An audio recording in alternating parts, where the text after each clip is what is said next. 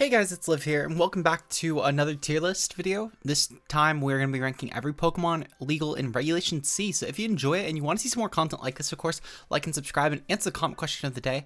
I think I've already asked this one, but I always try and save these for the tier list anyway. What's your favorite Pokemon just to use in Regulation C right now? I'm not really sure what mine particularly would be. I think that, at the very least, I think Flutter Mane's just a pretty good one right now. Flutter Mane's just so splashable, so that might just be my answer at the moment. But truthfully, I don't think I know specifically yet. But if you guys have one, let me know down below, or just let me know your thoughts on the tier list. That would be great too. With that said, though, let's get into the tier list. So for the S pluses, let's start off with that. The S pluses are going to be for Pokemon that essentially these are going to be so valuable in this metagame that you actually hurt yourself not running these. This would be Pokemon, I guess I'll spoil it now, but it's Pokemon like Flutter Mane to where you actually do kind of handicap yourself not running this almost. And there's definitely a few others like this. It's not just Flutter Mane, and I'll get into those as we go down the list. But spoilers, obviously, I think my personal opinions on this actually really do not reflect the usage stats currently, which if anything, I know it's not like a thing it has to do, but I will say there's definitely gonna be some really like top tier mons that I do actually think you can kind of skip in this category, thankfully. The S tier is going to be for Pokemon that are still really strong in the metagame. You're probably going to be seeing these in the really high usage standards, because they're just objectively really good Pokemon. This would be things like, I guess I'll mention, like, for example, Dragonite or Arcanine, for example, both really good Pokemon, but they're not necessarily like you hurt your team not running these. The A tiers are going to be for Pokemon where you will probably end up considering these in building at the very least. You're usually going to have at least a couple of these on a team, but they're not Pokemon that you would circle back to on any particular team. Like, for example, if I'm running a balance, these aren't Pokemon that I'm always going to have on a balance, if that makes sense.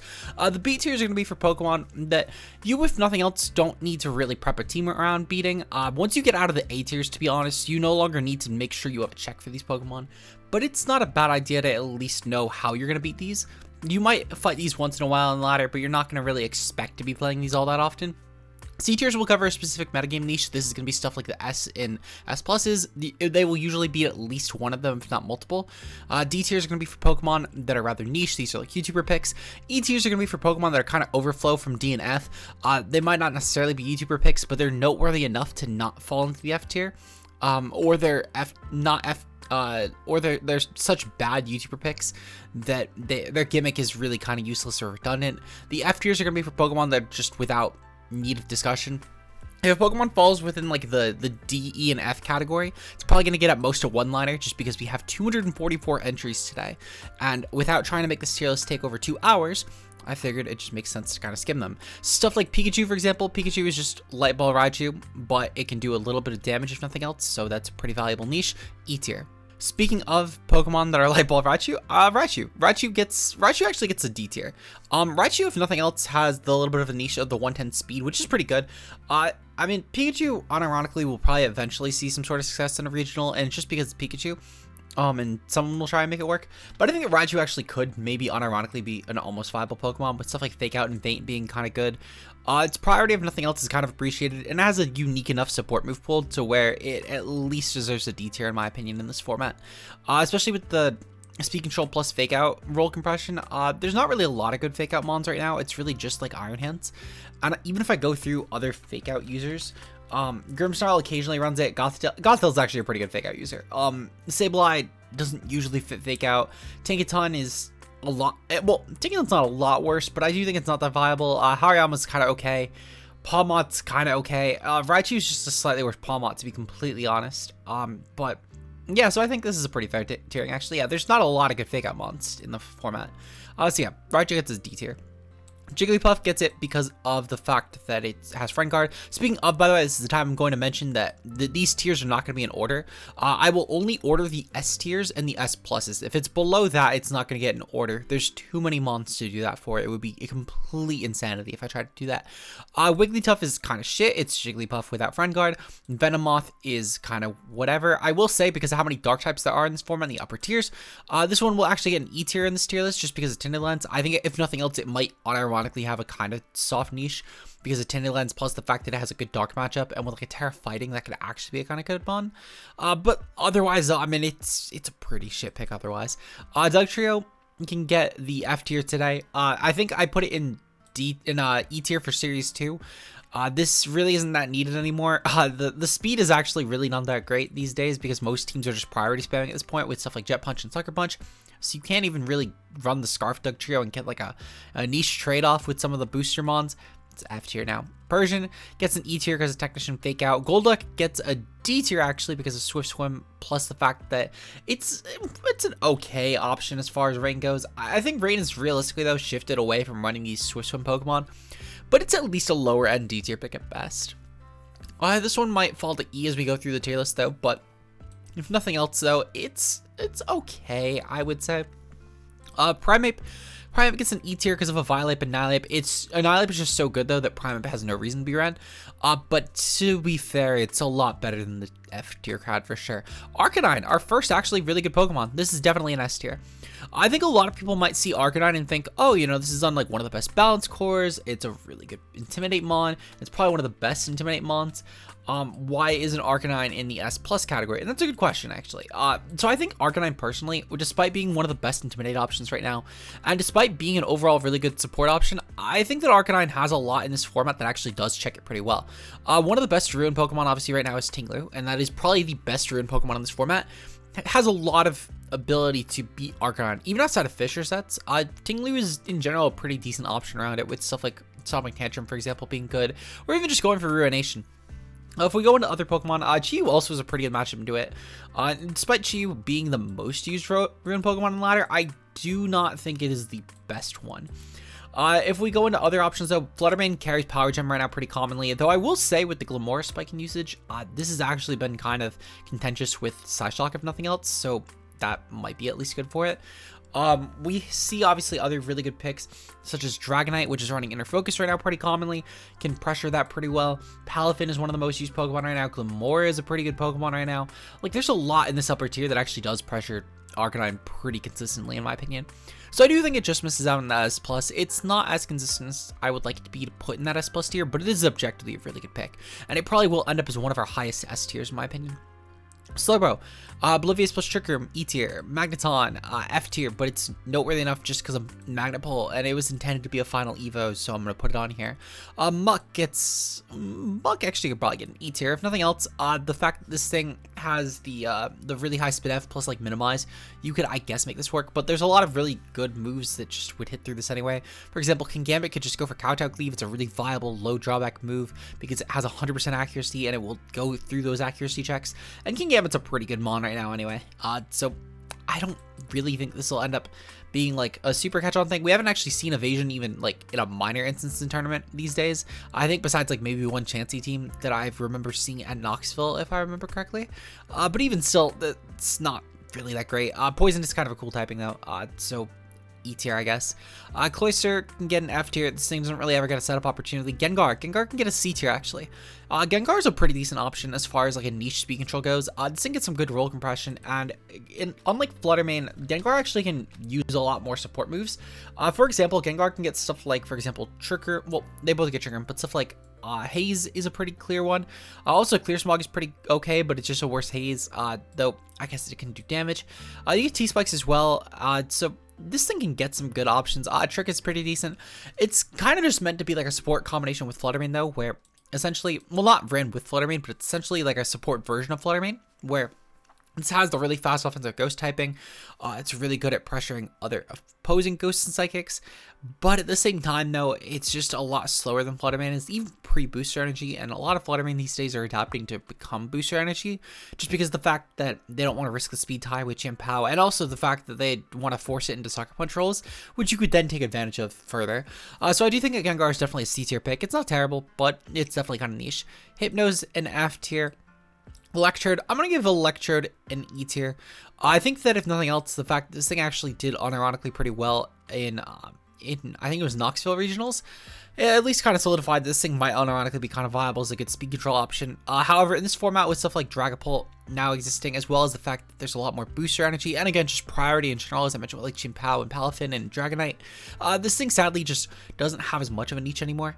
Albeit it still outpaces everything naturally besides booster energy and Scarf options, but at the same time though, Electrode, I realistically think if you're not running at Scarf, it is kind of dog shit, to be completely honest. But even still, again, there's so much priority going around right now, and tie spam is at an all-time low. So Electrode is a lot more common counterplay these days. I will say though, stuff like Sucker Punch at least wouldn't work as well on those Scarf sets, because the Scarf sets do typically just opt for the speed control and attack as a last resort, which could, I guess, benefit for the chien-pao matchup, still being able to Thunder Wave or Scary Face that. But even still, for Pokemon like Palafin though, they just won't mind, same as Dragonite, and those are two of the most common Pokemon right now. So it definitely gets an E tier for sure. Chansey's shit F tier. If Recover kept its high recovery point, this would maybe get an E tier. Scyther's F tier, just similar to Magneton. Tauros, Paldean gets an E tier. Blaze can get a C tier, and Aqua can get a B tier. Aqua Tauros actually got some pretty okay usage when we look at, I think it was Sydney Regionals. I remember seeing a couple Aqua Tauros right on stream, and it's not a bad option. I think a Tauros Blaze actually is a pretty decent one as well. In fact, actually, I'm going to give them both C tier. I think realistically, the Palafin matchup right now is so good as far as an offensive water goes. There's really very few actually that do kind of compete with that role. Actually, no, I'm going to put both in B tier, actually. I think realistically, these both have some good merit. Tauros Blaze actually probably has some of the best merit that it's ever had in this format, being kind of like a shitty Arcanine, but it does check chien-pao a little bit better, being a Dark Resist natively as well, which is actually pretty good. It's a nice, unique role that this thing does fill over Arcanine. And if nothing else, the 100 base speed is pretty good, as well as the ability to break through screens, though I haven't seen a ton of screens. It has at least been a little bit more prevalent than I saw in Series 2. So it is something that Raging Bull actually can be kind of useful for. Aqua Tauros is still pretty good though. Having the Aqua Jet priority is obviously nice, but again, a lot of teams are just opting for Palafin for that. So definitely a B tier pick for sure. Gyarados. Gyarados is definitely a really strong B tier pick as well. I do think, if nothing else, this is probably one of the better metagames that Gyarados has had. You could maybe make a case for A tier, I guess, with the fact that this is a Fisher ting-lu immunity, while also being really good Intimidate into stuff like Arcanine, Palafin, etc. Actually, in this format, I think this might be a low A tier. I can't lie. Gyarados is actually pretty good. I will say it's definitely going to be one of the weaker A tiers, but I'm not sorting this tier, so it's just going to be at the front. But Gyarados definitely, if nothing else, is a pretty impressive pick. With stuff like Waterfall and Thunder Wave support, this essentially could be a really good Intimidate Mon with great speed control, which is, I know that it's not as appreciated in this format, but it is still kind of appreciated on Gyarados for what it would be typically checking. It's also really good at just stall breaking with stuff like Taunt. It's actually pretty good at just stopping wo-chien from getting off leech seed spam, while again also then pressuring the physical attackers on other teams. You could stop mons like Garchomp from going for recovery. I'm not really too sure what Terry types these are actually going for. I've personally been opting for Water and Steel. It seems like Flying is actually the most common one though, with Ground being the third most common, which makes sense. Just typically I haven't really been running Terra Blast, so I haven't been going for those sort of Terras, but both are not bad options by any means. Overall though, Gyarados is definitely a strong pick in this meta, especially with the low bundle usage, at least in comparison to Series 2. Where Iron Bundle was at like a whopping 30 or 40 or sometimes even 50% usage depending on the time. Right now it's sitting at only 21%, so it's a significant decrease in bundle to where you can actually kind of get away with Gyarados being on teams, and especially in tournament play, we're not seeing bundle as high in the rankings. So Gyarados is a strong pick for sure. Definitely an A tier. Ditto's E tier just because of its niche as a Scarfer. Vaporeon can get, Vaporeon's definitely a D tier in this format. I think I gave it a C tier in the Series 2 tier list, but Dondozo has fallen off a lot. Not to say that it's unviable, but it definitely isn't what it used to be. Dondozo definitely does struggle with the fact that there's just a lot more power creep, a lot better special threats. Chi-Yu and chien-pao do help a lot with also breaking Dondozo. So it's definitely not as great. Also, wo-chien can definitely be a pretty good check to it as well, with stuff like leech seed spam and just general support with weakening Dondozo's physical attack.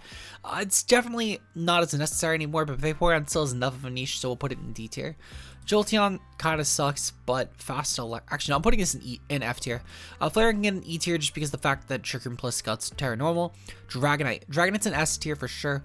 I would put this one right below Arcanine personally, which might be a bit of a hot take, but I do think that Arcanine fits a little bit better on current archetypes right now. One of the biggest issues with running Dragonite at this point, in my opinion, is the fact that it is kind of predictable, and you can actually opt your game plan around typically just pressuring Dragonite really well. Most of the time they are just running Terra Normal Choice Band right now, with the occasional Lumberry or Assault Vest, but typically it is Terra Normal Choice Band, which means that you can essentially just lock Dragonite into a move here, and then just start pressuring it. They're almost always just clicking E-Speed in almost every scenario. They'll run the other three moves as soft instances. For example, on a Bandit set, you're typically seeing Ice Spinner, Low Kick, and Outrage. But when are you really actually clicking any of those moves? It's almost never at this point. And that's not to say that that's a bad thing. Dragonite is really high usage for a reason. It's one of the top 5 used mons in Showdown, and it's top 2, I think, on ladder. No, it's top 3, my bad. So, like, it's definitely a pretty high ranked mon for obviously deserved reasons.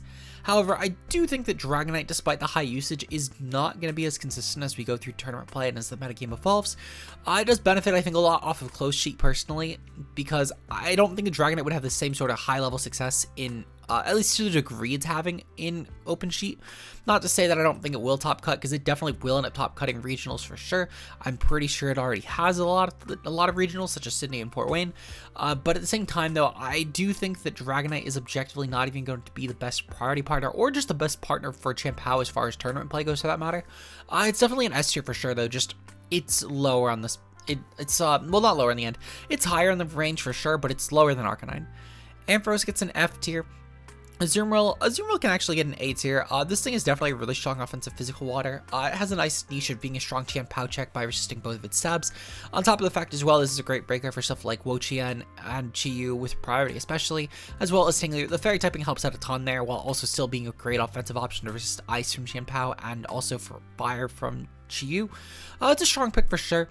I think that Ozzy will actually see an uptick in usage this format, which, even compared to Series 2, where Ozzy wasn't exactly a terrible mon, but that was definitely its worst format of the three, this one we might unironically see some Ozzy in top cut, and I do think that this is probably going to be the strongest format we will get from Ozzy for the rest of the generation, to be honest. I would argue there's a merit in maybe putting this in S tier, but like as a really low S tier. That might change as the tier list goes on, but for now I'm going to give it an A tier. Sudowoodo sucks. Jumpluff actually can get a C tier. Jumpluff's actually not bad.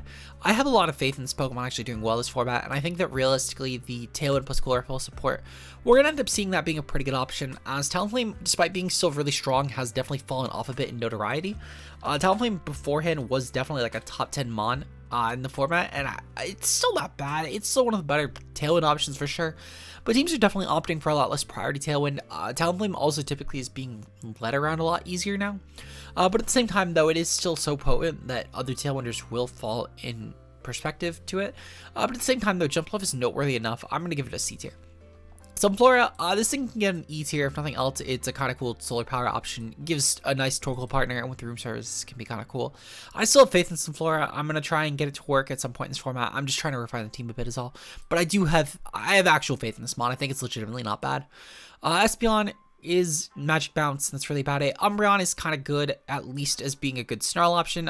Also the fact this thing has Synchronize is kind of cool. Especially with the support this thing gets with stuff like Yawn, Snarl, etc.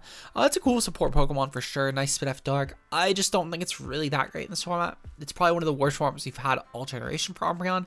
But I'd be remiss putting this thing any lower than C tier for sure. Murkrow can actually get an S tier back again. This is going to probably end up being the lowest S tier for sure. But I do think that Murkrow actually is going to start seeing some more usage again, even in tournament play. If nothing else, Murkrow has the nice benefit of being able to really benefit specifically next to Chi-Yu, actually. I think this is an incredible Tailwind partner for Chi-Yu, considering the fact that you can also actually set Prankster Sunny Day, and you can take out the Torkoal Roll Compression entirely while still giving a Sun element to this team. Specifically with Chi-Yu Flutter Mane, I think this is ultimately a really strong third partner, but I also think it's really strong with Goldengo in this format. And I think that Goldengo is probably better in this format than it was in Series 2, which might be a bit of a hot take despite the fact that we've added 4 more Dark types. But I do think that the Make It Rain spam that Goldengo does provide is actually really appreciated right now with the uptick in Flutter Mane. And Terra Flying Goldengo is actually a pretty strong option, and this is a really good partner for it, especially with the ability to just go for Haze and reset its stat drops. So you can just spam Choice Specs, Make It Rain, and make that work. Goldengo, objectively though, probably one of the best reasons to run this. I think that Flutter Mane is still a really good one, and same as Chi-Yu as well for that matter. But definitely with those special leaning teams that don't necessarily care about running Talonflame with Chi-Yu, I think this is actually a really viable Tailwinder these days, and I think it does deserve the S tier again, unlike with Series 2.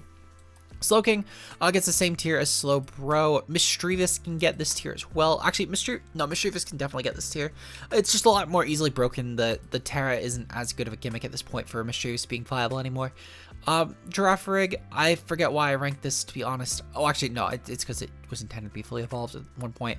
Fortress gets an F tier. Dunsparce can get an E tier just because of a Violet plus Glare. Quillfish can get an E tier just because of T-Spikes plus Intimidate, though I will say T-Spikes aren't as needed anymore because Glimmer is just so good, which we'll get into that in a bit. Scizor can get a B tier actually. It's a pretty good option as far as steals. Actually, no, Scizor can get an A. No, Scizor will get a B tier. Realistically, Scizor's best benefit is obviously just being a really good priority option. It's a great check to chien-pao, however, at the same time though, with Chi-Yu being one of the best Ruin Pokemon right now, I would personally say that on ladder, at least, Scizor kind of sucks. But I do think this has a lot of potential in tournament play. So I'm going to rate it off of that alone, because realistically, this is a pretty good check to ting-lu, and it's a really good check to chien-pao. However, at the same time, though, on ladder, Chi-Yu is such a commonly spammed option because Chi-Yu Flutter Mane is so good in close sheet. This thing is practically unviable, though you can make stuff like Terra Water work kind of okay. But at the same time, this is kind of a do-nothing Pokemon against Chi-Yu teams. Heracross can get a D tier if nothing else. Guts plus Tailwind priority is kind of okay. And the fact there's a bunch of new monsters that are weak to Heracross, it's kind of good for it. Sneasel can get an E tier just because of the Inner Focus plus the Fake Out. Urshiken can E tier because of Violet Guts normal. Delibird sucks. Houndoom sucks. Donphan E tier because of Wide Guard plus Trick Room Ground, which is kind of cool. Bad. Really fucking good. This gets an S tier. This one definitely gets above Murkrow. Definitely not above Dragonite, but Tyranitar is actually really amazing right now. I think the Tyranitar realistically is probably one of the better mons for sure in this format. It's really good with Lycanroc, and Lycanroc's actually also pretty incredible at this point in the meta as a really strong lead with Tyranitar, and then proceeding to backseat into other Pokemon. Or it's just a really good option on Tailwind with Tyranitar being a great partner for Talonflame, a great Tusk. I think Tyranitar will only continue to go up in usage, but for now, it's definitely at least above Murkrow for sure. Really strong Dark type. It's probably one of the best Dark types in the format right now, I would argue. It's also a really great Terra option, with Flying still being one of the best Terra options for it. Great Assault Vest or Choice Band option. Really good at just breaking through teams. Definitely a really strong S tier for sure, in my opinion. We have Pelipper. Pelipper is only going to continue to fall off, to be honest. I don't think a Pelipper is really as needed right now, though I will say that Pelipper being a really strong partner for Palafin is good, and it's really good at clearing Torkoal, which has been on the rise again. So I am going to give this thing a B tier. I think a Pelipper, despite the fact that it is used about as much as Torkoal, I do think that this is kind of reactionary, just because the fact that, well, for one, if we compare Torkoal usage, Torkoal's at about 4.7, Pelipper's at about 2.97, so they're kind of close. But there's enough of a gap, and also I think the fact that despite their close in usage, this is specifically reactionary to Torkoal, and it's just helping Palafin be a little bit less weak to Torkoal. I do still think that Pelipper, if nothing else, is definitely a B tier pick at best. It's not really a consistent option. I think it really only is actually that valuable against teams that have Torkoal, specifically to stop it from being a threat. But otherwise, though, Pelipper is definitely a B tier pick for sure. Actually, no, I'm gonna give this A tier. Sun has been kind of on the rise lately. We've seen a lot of Sun's top cut ever since the Semper Sun team, and I think we're only gonna continue to see it. So this is kind of like a low A tier. This one, I might go back on this one to B tier, but I'm kind of indecisive right now. For now, we'll give it an A tier. We're gonna give Gardevoir the C tier. Really good at just being, again, a Trace Scarf option. Same as always, really. It just does guard things, to be completely honest. We've run over this a million times. Shipmon, but it has Intimidate, so we'll give it E tier. Breloom's kind of okay. It's a nice Spore option. It's probably one of the faster Spore options in the format. And that's pretty good. It also has some nice priority and stuff like chien-pao and all that. And Bullet Seed is great at breaking sashes. It could be okay on Tailwind, actually. But at the same time, it's just not great. Realistically, this thing's best benefit is like Tailwind unloaded dice sets with like Spore, Bullet Seed, Rock Tomb, and Mach Punch, and just Stitching Protect entirely, because it just kind of needs the coverage. But it's not terrible. It's like a C tier option for sure. Slacking, Doodle Slacking plus Terra, kind of okay. Hariyama can get a C tier. Actually, no, I'm gonna give Hariyama a B tier. Realistically, I still think Hariyama is actually good. This thing benefits a lot, especially from the fact that we have a lot more Dark types in the format, and realistically, the only reason you don't see Hariyama a lot is because of the fact that Iron Hints exists. But I do think that Hariyama is still objectively a really good pick. Certain Trick Room builds do actually still appreciate Hariyama over Iron Hands, and I do think that there's something to be said about that. The fact that, despite the fact that Iron Hands is one of the most used Pokemon right now, that to put in perspective, Iron Hands right now currently falls at 11th on the VGC Switch ladder. Hariyama falls at 67, and so clearly there is an audience for Hariyama to actually be used. It's not really used on Showdown, but in-game it is getting enough usage to where it does deserve that rating. It's pretty great with Gut sets. I still think that the Wide Guard set's actually pretty incredible for Trick Room, and there are definitely teams that do appreciate this. I want to definitely feature this mon actually pretty soon, because I do think that Hariyama is still definitely slept on in this format, and there are legitimate reasons to run this thing over Iron Hands. Again, Wide Guard is a huge one. I do also think it is a slightly better partner with Frigg teams, which I know Frigg has also fallen off in usage a bit, but I do still see the merit in this mon. I think it actually has a place in this format, and I'm very much interested in making it work.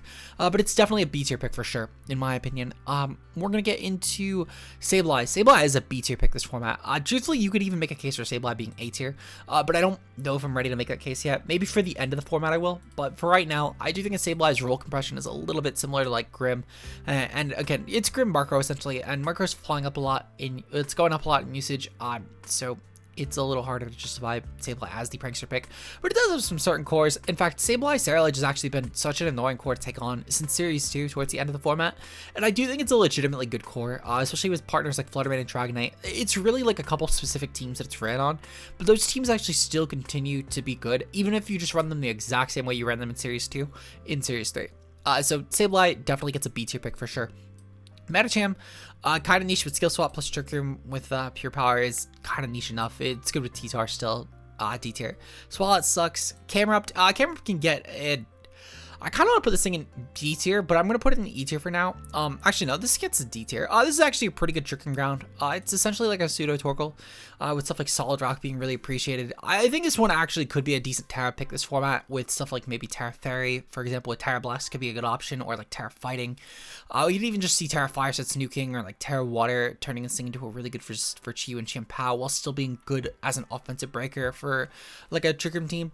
I think that Camerupt, if nothing else, might unironically get another high performance at a regional. I know this thing didn't make day 2, but it was one game away from making day 2, so I do still consider that actually pretty high praise for Camerupt, and I think that nothing really changed out of its favor in this format. In fact, barring Palafin, I think really everything else is going right for it right now, and again, you can just Terra around Palafin to make this thing kind of viable, and it still breaks really well even without a stab Terra, so honestly, this can get a D tier. Torkoal can get an A tier. I'm gonna be honest. I think that Torkoal. Actually, no. I'm gonna give this thing an S tier, but this thing can get at least above Murkrow. If I'm giving Murkrow an S tier, I can give Torkoal an S tier. It's pretty good next to a lot of the past Paradox Pokemon, specifically with Starfreight Tusk and Flutter Mane in general. This is actually a pretty good pick. Realistically, a lot of the Sun teams look pretty similar. You're probably not going to see this thing too much as the format goes on, especially with the Rise and Palafin increase, but the support Torkoal set's actually been pretty good right now.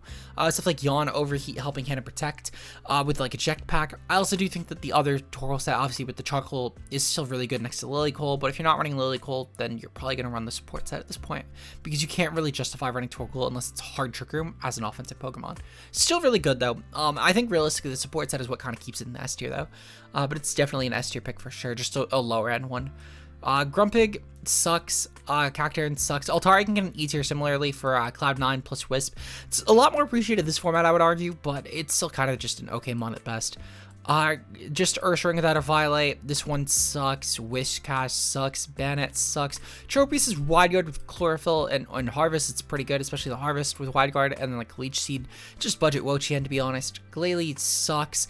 Love Disc sucks. Salamence, though. Salamence, we finally have another B tier mon. I actually think a Salamence is not bad right now. It's kind of a decent Intimidate option. I won't act like Salamence is some really amazing Pokemon or anything, but I think that Terra Steel and Fire are still pretty valuable. Stuff like Dual Wing Beat and Clear Amulet, and you can go with like Dragon Claw. We actually saw Moxie Boosted's team recently with like Houndstone doing okay. I think he said only played like 6 games, but it was a pretty cool team nonetheless, and I think it had some merit, and I'm kind of curious if other people will adopt onto running a Clear Amulet set, because I think that physical is kind of underexplored right now, but obviously also, again, like the Hurricanes, it's pretty good, especially if we continue seeing more usage of Pelipper. We might automatically see like a Hurricane Draco Scope Lens set pop up, which I think could actually be pretty decent as well right now. It's definitely a B tier pick for sure though. It's a nice manual Tailwinder, but that's kind of where it ends. Just like a really shitty Dragonite at this point, to be honest. Raptor gets E tier just because of Final Gambit plus Intimidate. It has a nice enough niche. It's the second bulkiest Final Gambit mon, but that's not saying a lot. Kricketune sucks. Luxray E tier because of Intimidate plus unique typing. I know this thing still kind of gets like okay usage on Chapel Ladder, but that's really about it.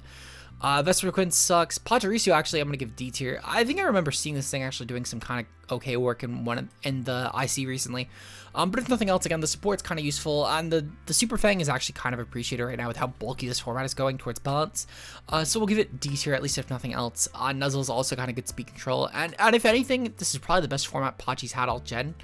I would argue besides maybe Series 1, but it's definitely pretty close. Floatzel can get a D tier. Palafin just so good right now that Floatzel's kind of just outclassed, but it is still probably one of the best swim options you can get besides maybe Dreadnought. Definite D tier. Gastrodon can get an A tier. This is a pretty strong pick. I think Gastrodon will actually continue to go up in usage as this format goes on. Right now, I think that the format does lean a little bit against Gastrodon, but I do think that we're slowly edging towards a format that eventually it will be more appreciated in.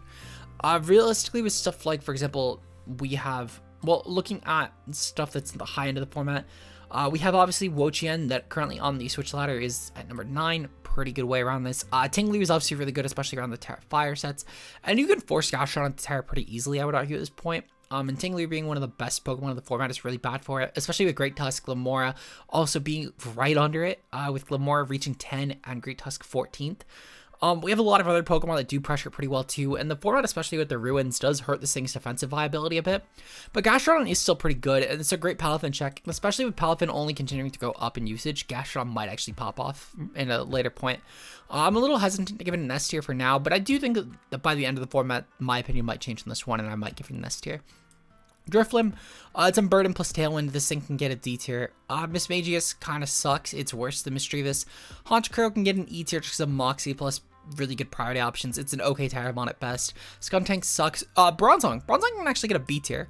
I think Bronzong actually right now is actually not. No, actually, I'm gonna give it C tier. Bronzong is definitely not bad. I think it realistically you're opting for like a Hypnosis sort of build. It has a nice enough niche actually as being a good trick room option that doesn't need to Terra to become an immunity to ting-lu. It just is.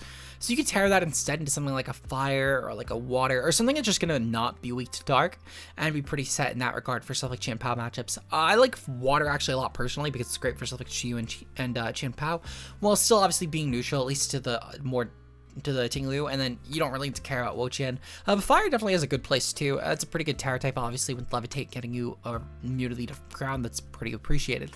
I do think, if nothing else, that this thing at least deserves a C tier. This one might go up in usage. I actually am kind of curious to see if Bronzong does make a top cut. I think if we were to ever have a format, this is probably the best chance it has had currently, which is weird because it's a Psychic type and we got a lot more Darks. But this thing appreciates just not being a Psychic type, and it has some good options for stuff like the Gravity Hypnosis builds, though I probably wouldn't be going for Gravity Hypnosis right now for what it's worth. Actually, I don't even know if this thing keeps Gravity. Does it keep Gravity? Because I'm kind of actually really curious at this point. Bronzong, and then Gravity. Yeah, it does keep Gravity. So Gravity Hypnosis could be not bad. But I do think as well, this thing benefits a lot from the Iron Defense sets, truthfully. They're actually pretty good right now, to be completely honest. It's definitely a C tier. I can maybe see this thing going up to B tier as the form. Actually, no, I am going to put this in B tier. Final answer. It's going to be B tier. We have Spiritomb. Spiritomb can get a D tier. Similar things to what it did last format. It's a good pain split trick room option. It has like Willow support, which is pretty appreciated. Just underpaces stuff like Iron Hands is really good. Definitely a D tier. Garchomp. Garchomp can get an S tier for sure. I think a Garchomp is probably one of the best it's ever been right now.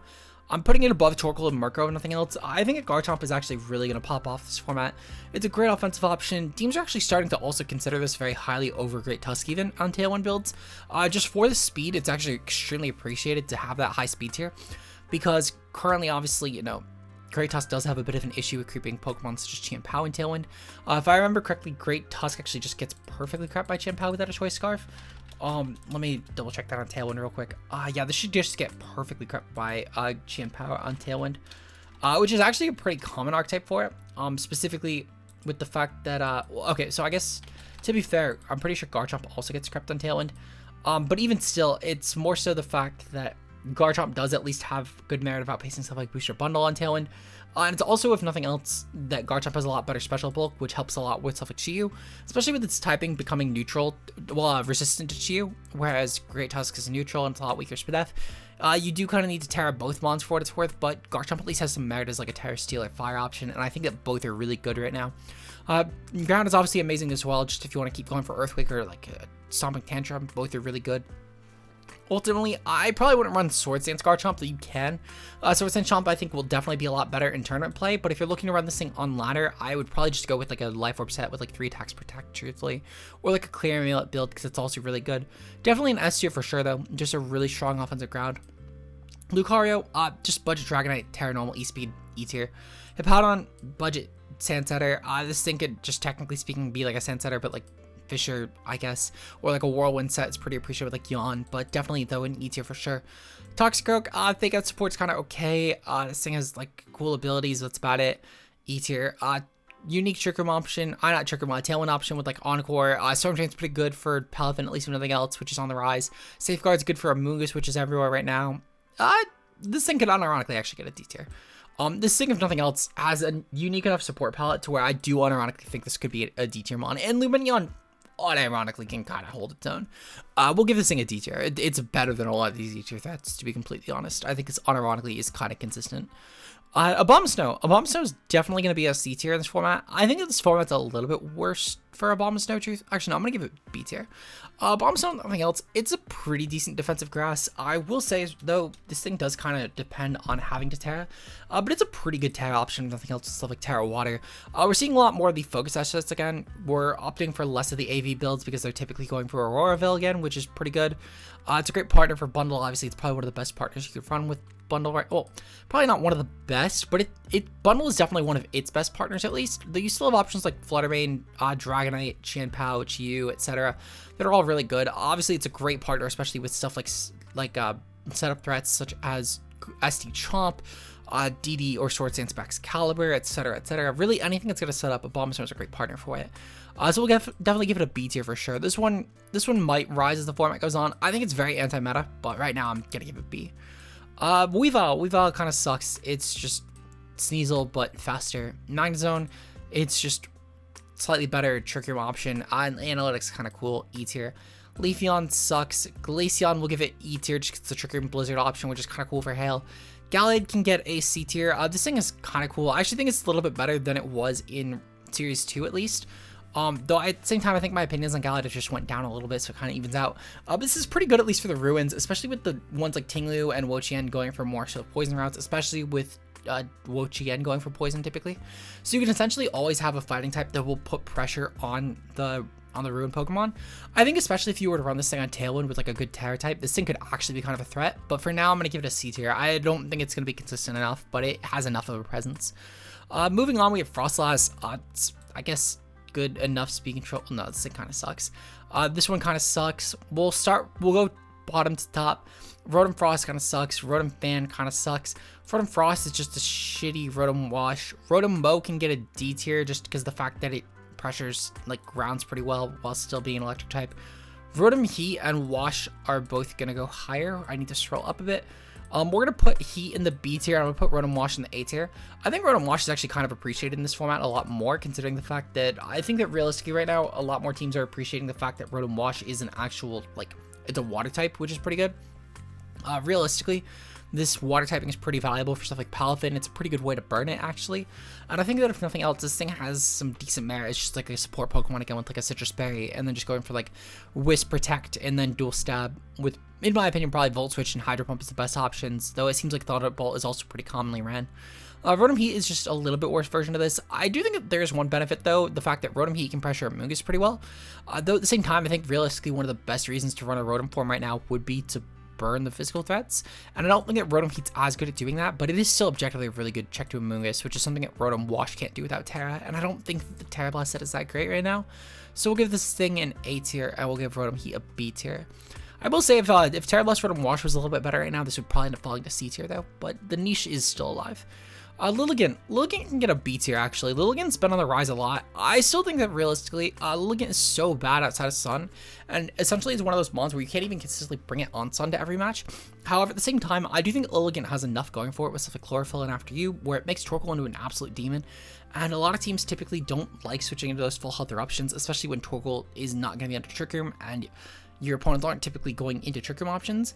The gimmick is a little worse in this format thanks to Ting-lu being so oppressive, but at the same time though, I think that Lilligant is still pretty fucking good, and it's still been doing pretty well in tournaments, so we'll give it a B tier for sure. Moving on, we do Basculin. Sucks. We're gonna, actually no, this is enough. Like Terra Water, I guess adaptability, it's good enough.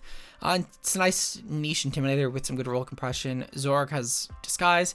Goth of Rita, if nothing else, it's a Violet Gothitelle. This is essentially Gothitelle if you want to run a Gothitelle without a Citrus Berry, which is pretty cool. We'll give it an E tier. Gothitelle. Now, Gothitelle actually can get an S tier. This one's a pretty strong one in my opinion, and I would actually go as far as putting this thing right above Tyranitar even. Now this might be a bit of a hot take. I do actually think that Gothitelle, despite the fact that Gothitelle actually gets incredibly low usage, will probably be an amazing pick as far as tournaments go in this format. It's one of those things where typically people don't want to run Gothitelle on ladder because of the fact that it prolongs their games, but it's one of those Pokemon as well that I do think that will have such good success in tournament play. Despite the fact that I'm going to put it below Tyranitar at least. I'm still going to put it above Garchomp, but realistically, I think despite the fact that we saw a lot more dark types in the format, I think that Gothitelle will still be doing really well in tournaments. It's one of those things where this Pokemon truly does depend on the player. There's a lot of Pokemon on this list that you can kind of just carry yourself with, like even if you're a shit player such as myself. For example, I can make Dragonite win in at least a good enough amount of games because it's just a brain dead Pokemon. Doesn't mean that it's a ton better than Goth. Or actually, I should probably mention an example worse. Here we go. Scizor. Scizor's a pretty good option. It's great for the ruins. It's a really good offensive priority option if nothing else, and it has some decent Terra options.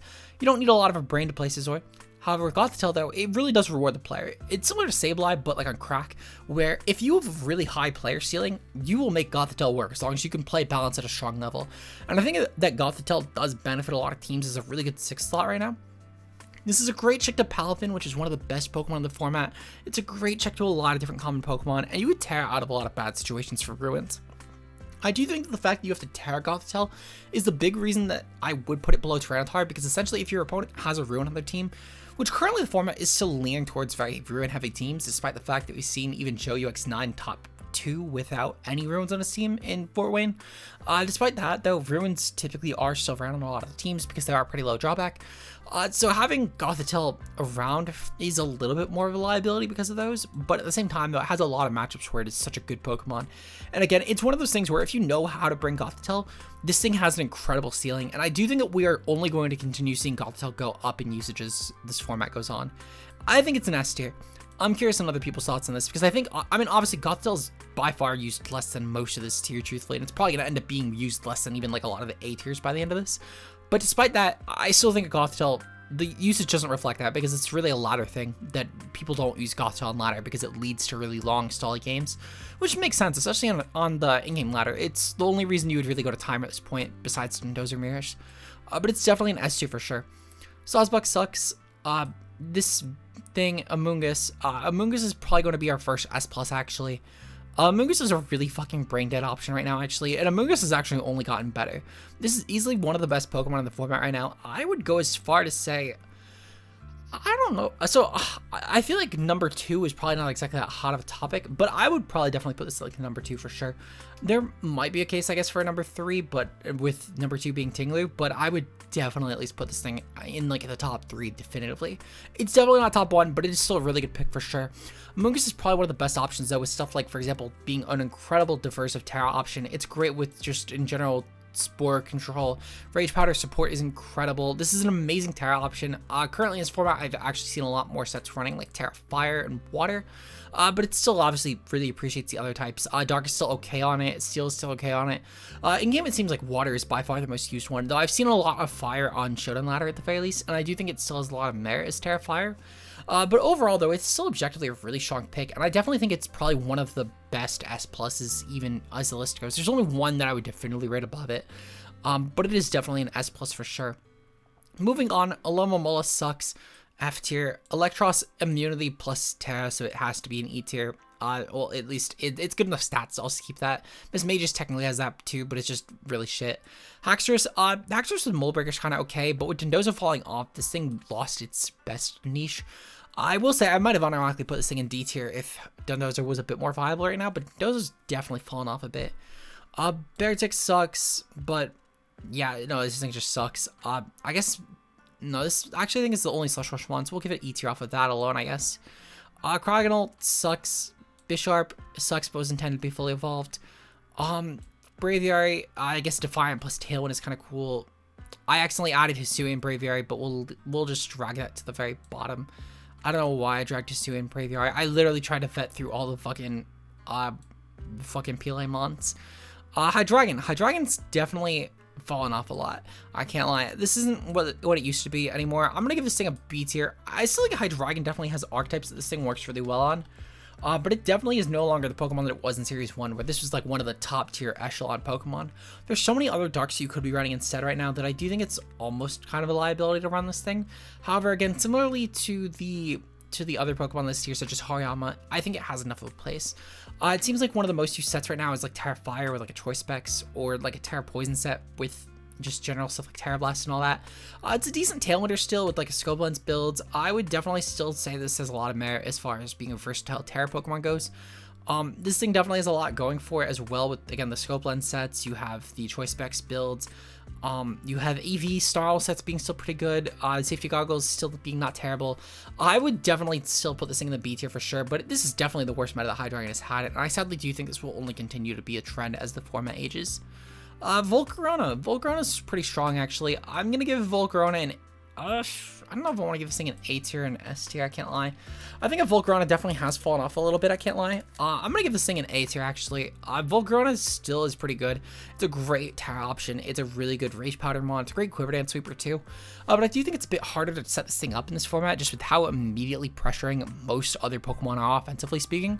And I do think that Amoonguss is usurping the role of any sort of redirector by a wide margin, to where I don't think that Volcarona really will be... I don't think it's going to be as consistent, personally, in this format. I still think it's really good, but it's objectively probably the worst format we've had for Volcarona by a considerable amount. Especially with Palafin being so high in usage, this thing kind of is mandatory Terra at this point, which is kind of unfortunate. So yeah, we'll give it A tier. Pyrosh, Sagas, Spewpa, Front Guards, we'll give it E tier. Vivian can actually get a C tier. I do think that Vivian actually will only continue to go up in viability. I'm pretty sure we've actually seen a few Vivian since our Series 2 tier list happened. Or actually, maybe not. I do think this is still not a bad option with stuff like Sleep Powder. It's a pretty okay option as far as Terrestrial Ghost goes. I do think that if nothing else, Vivian with like Friend Guard might have a bit more merit in this format, though I definitely think at least the compoundized sets are going to be pretty good. It seems like Showdown Ladder, this actually gets a whole % of usage. Holy shit. That's actually a lot higher than I thought it would be, I can't lie. But that's pretty good. It seems like, yeah, they're mostly Front Guard builds with stuff like Focus Sash, and then you're gonna go with like Timid, yet Max Speed, and then next to like Bundle, Ape, etc. Yeah, that makes a lot of sense. It's a good roll compression because essentially it does like a mouseful job with Friend Guard, but it also has the Tailwind option, so it can roll compress a manual Tailwinder like Roaring Moon or something of that sort. So it definitely has some good merit there. And again, the compounded Sleep Powder sets are still pretty good. We'll give this thing a C tier. I think that Vivian will unironically do okay this format, but we'll have to see. Trigalish can get a D tier. It's a cool trick room option with like T-Spikes, and the typing is really strong offensively with adaptability. Definitely D tier. I will say this thing hates going for Terra though, because the fact that you do lose out on the stab, but otherwise it's pretty good. Florges can get a D tier as well. I still think that Booster Florges kind of has some merit in this format, but I'd be lying if I said that this wasn't something that I definitely overhyped a lot going into Series 2. Since it's mostly falling off of Series 2 hype, truthfully, I know that obviously a lot of Dark types being in this format and like the options such as Shiyu being here does help Florges inherently. But at the same time, though, I think I objectively just overhyped it on my Series 2 tier list, so we're going to give it a D tier pick for sure. It's a lot harder to use than I thought it would be. Go-Go can get an E tier, unironically an okay mon with Terra, a pretty cool like Terra Rock user, for example, with Loaded Dice. The Denai sucks, Avalugg, Trick Room, Wide Guard, and it also has a pretty fucking slow speed tier. Talonflame, there we go, real Pokemon again, finally. Talonflame. Talonflame can definitely get like right above Gothitelle. I'm gonna actually put this thing a little bit below T-Tar. But I do think a Talonflame is still a really good option, despite the fact that Tyranitar objectively is being a lot less used right now. I do think that teams are definitely opting away from Talonflame at this point. It's still really great for offensive builds, but at the same time, I think that Tyranitar's ceiling is a little higher at this point. And with stuff like Palafin being so prevalent in the format, Tyranitar can definitely EV around it, and he can definitely Terra around it and still be threatening to a matchup. I do think that Talonflame, though, definitely does hurt a lot by this, and I think that we're going to start to look into other Tailwinders, stuff like Dragonite maybe being with a Clemberry Tailwind will pop up a bit more, or like even just Pelipper Tailwind might rise a little bit, which unironically is pretty good for it, or at least pretty bad for Talonflame, pretty good for Palafin, only more so. Flutter Mane still is objectively probably one of the best Prankster Tailwind options, though, but I do think that sadly the R-type is a little bit harder to pull off these days. It's one of those things where similar to Guth, it's really player dependent. You do kind of need to like really play Talonflame perfectly to make it work, in my opinion. But I do think that objectively Talonflame is going to continue to fall off as the format ages. For now, though, I'm going to give it an S tier. I still think it's really good one. Just it's one of those things where in tournament play, I do think the Tyranitar is better. I think on ladder you can maybe make a case for Talonflame. But I do think that the skill difference in ladder is so slim. I think in tournament play, the Tyranitar has a lot higher ceiling. So we'll give it an S. They'll both be S tier. Claw can get an E tier, pretty okay trick room option at best. Klefki can actually get a C tier in this format. Klefki's support I think is actually a lot more appreciated. Being resistance to all of the ruin Pokemon is actually pretty huge because of the fact this thing also has stabs that can actually pressure them pretty well with stuff like Dazzling Gleam, for example, and Draining Kiss. You also have some pretty good dual screen support. This thing can get some really weird gimmicks as well for it going, such as like, well, I guess Thunderoid doesn't really care about the ruins, but even still, screen sets are pretty good, and you get stuff like Draining Kiss for sustain, and then Thunderwave for other non-ruin Pokemon, or if the ruins if they Terra. It's definitely not a bad option. I think it's probably going to be the best format that Klefki ever gets, and it's only going to continue to go downhill from here, but it's a C tier for sure. Hawlucha kind of sucks. F tier, to be completely honest. I don't think the terrain's really good at all right now, so it's like the worst format Hawlucha's had. Noivern kind of sucks. It's a fast manual tailwinder, but it doesn't really care about that. Goodra can get E tier off of just being a good spin-off Terra option. Sylveon's a pretty good Pokemon, actually. I would give Sylveon an A tier. I think Sylveon's a little bit harder to pull off these days, but it still is objectively a really good trick room fairy. I think realistically, the Throat Spray set is still fucking incredible, and realistically as well with stuff like Terra Fire, you could definitely make this thing work as far as like a Terra Blast build. Choice Specs is still great, Life Orb is still okay, Citrus Berry is good, the Yawn sets are pretty good. You can go for even like Quick Attack Sylveon, which is gonna have some merit in this format, especially with Dragapult going up in usage as well as chien-pao being a thing. I think that Quick Attack Sylveon will actually have a pretty good place in this format, and it seems like usage seems to agree, considering they're typically running Hyper Voice, Terra Blast, Protect, and Quick Attack right now, which just makes sense. Definitely an A tier pick. I think it just misses out in the S tier mark for me, but that might change as the format evolves. Pex. I can no longer give this thing an F tier, which kind of sucks. This thing actually did kind of okay in I think it was the online tour, or it was some sort of tournament. I'm gonna actually give this thing like a D tier. I think if nothing else, Pex's support is kind of appreciated right now. But the T-Spikes being great next to wo-chien, and I think that unironically the region supports well forward is pretty good, and it's a lot better of a benefit than stuff like Lamora has. Its roll compression with Haze as well is pretty okay, and Baneful Bunker being great to poison stuff as well through another alternative is nice. Would I say that Toxapex is amazing right now? Not really, but I think it's at least as good as a lot of these other D tier picks, truthfully. I definitely think right now, at least it's better than a lot of the E tier, but I don't know, I'm not huge in Toxapex personally in this format. I don't think it's a great option by any means, but with chien-pao being such a good Pokemon right now, this unironically could be a decent option with stuff like Helmet, or even just like a Black Sludge Baneful Bunker set, and you could just go for like Recover Stalling until you can get stuff working. This probably doesn't even really need an attack, to be honest. I'm looking through even like the peak athletic stats, and the first actual attack this thing has is Infestation, which has 17.2% usage, which honestly makes a lot of sense. We're not seeing a lot of taunt right now anyway, besides like manual taunt, and with stuff like Toxic, Recover, Baneful Bunker, Haze, Wide Guard, all being better options for it. I can definitely get the merit there.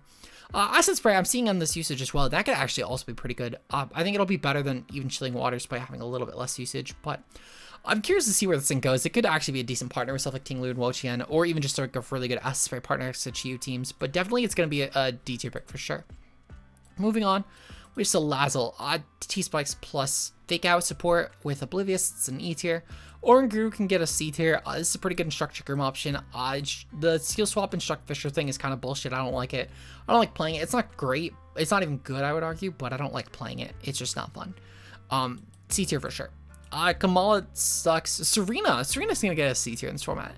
The priority blocking is pretty good, and especially with Palafin being so high, this is typically one of those things that really benefits from a couple different things happening. One of the biggest reasons you would run a Serena is because of the fact that a really good offensive water exists, but you also run it equally as much because of the fact that there's really good priority. And now we have that in one Pokemon that is one of the best Pokemon in the format by a considerable margin right now. I think that if we were going to see a format where Serena would be viable, I think it's going to be this one. It's also not a bad Terra option, stuff like Water and Fire being pretty good for it, as a really good means of beating chien-pao and Chiyu respectively. I do think that especially the Fire is probably the better Terra type on it, though it seems like a lot more people are running Water looking at the usage stats.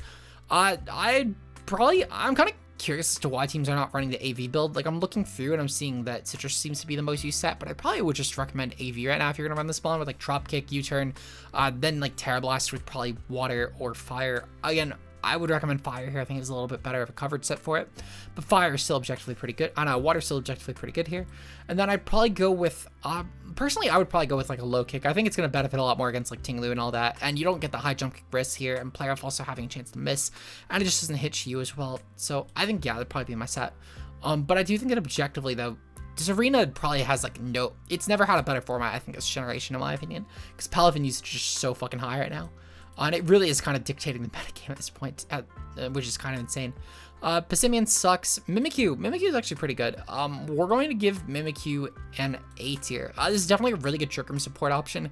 The curse builds despite Dondozo going down, I still think are really good for stuff like ting-lu and wo-chien. I definitely think that Mimikyu in general has enough of a support kit going for it to where this thing is definitely still a viable pick, and I do highly recommend it as far as Trick Room goes. It's a great way around bulky teams. I think that as well, the swords and sets are okay right now just because of how good the dog types are. But it's definitely going to be an A tier pick for sure. It's a lower one, but it definitely gets an A tier. Palisand sucks, or Choreo form time. Ghost can get a D tier. Fire can also get a D tier. I know these are E tier. We're gonna put all three of those in D tier, and then the Psychic one gets an E tier. Realistically, these three just have a lot better type matchup. This one has Zapdos as typing, it's a pretty good type. This one being a fire type has a lot better coverage set with flying, and this one just having immunity to priority is actually pretty appreciated right now. So we'll give these three D tier, or Choreo is a Psychic is an E tier, and that's about it. Gumshoe's adaptability, I guess, with like a Stakeout as well. This thing's just an ability farm, and it's an okay Trick Room option, I guess. We'll give it E tier. Coverage is good enough. Lycanroc actually pretty good. Lycanroc can actually probably get an A tier at this point. I think this mon is held up on its own a lot, actually, and it's a pretty damn good Tyranitar partner. I saw the other day, actually, comparing on Switch usage, and I found this very funny. If you look at Pika's usage stats, and it's not the why I'm giving it an A tier. This is why I was giving A tier, truthfully, I give it an S tier. But if we look at Dondozo usage, Dondozo hits at 19th overall. And if we look at Tatsugiri usage, Tatsugiri hits at 30th. And you know what Pokemon ranks directly above that? From bottom to top, we go Lycanroc, Armrouge, Murkrow, Garchomp, Scizor, Indeedee Female, Tyranitar, Baxcalibur, and Torkoal. It's kind of funny to see that even Lycanroc Day is getting more usage than Tatsugiri right now, which is kind of funny. I know that Nails is popularizing the Dondozo without Tatsugiri, which is kind of cool, and I do think it has unironic merit here.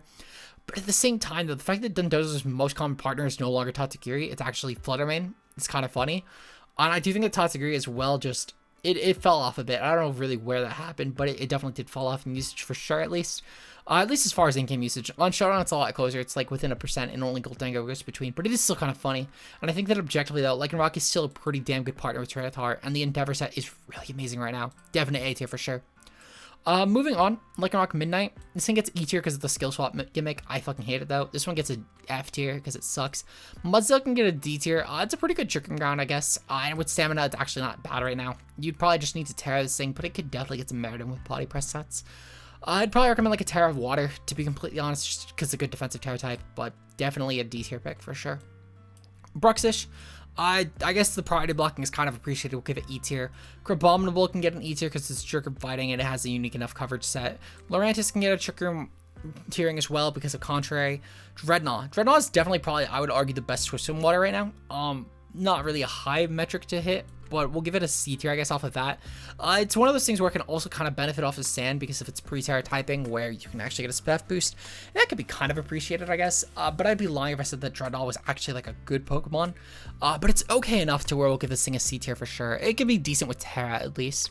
Greedent, Belly Drum, I guess, kind of okay on Trick Room. We'll give it E tier. Barraskewda, I'm going to give this thing a D tier. If nothing else, I guess maybe Tail could kind of have a niche with how fast this format is going.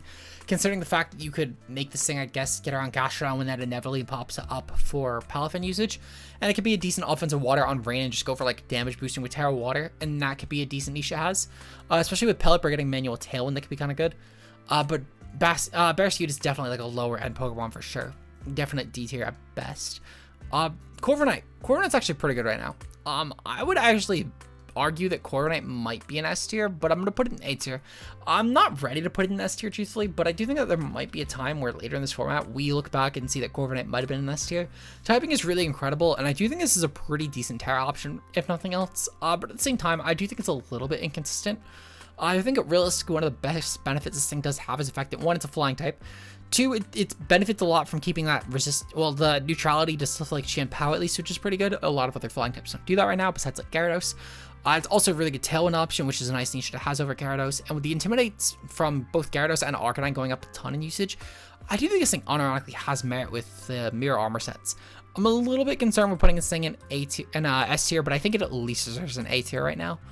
Toxtricity. Toxtricity can get a C tier. This thing is an okay enough Trick Room option. Not Trick Room, Tailwind option. And it has like the Terra Boom Burst, which I guess is okay, especially next to like a Flutter Mane since it is an immunity.